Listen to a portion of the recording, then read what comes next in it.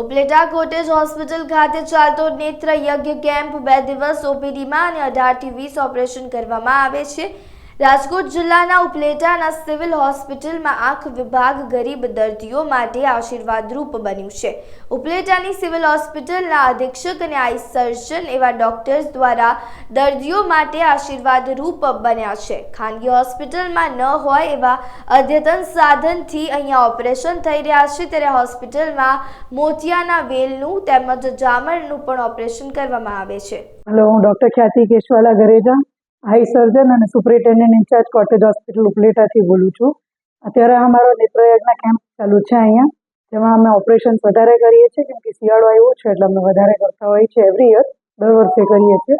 આજે અમે આ અઠવાડિયામાં મંગળવારે 20 ઓપરેશન કર્યા હતા, ગઈકાલે અમે 19 ને આજે 18, એવી રીતના અમે કર્યા છે 3 દિવસ।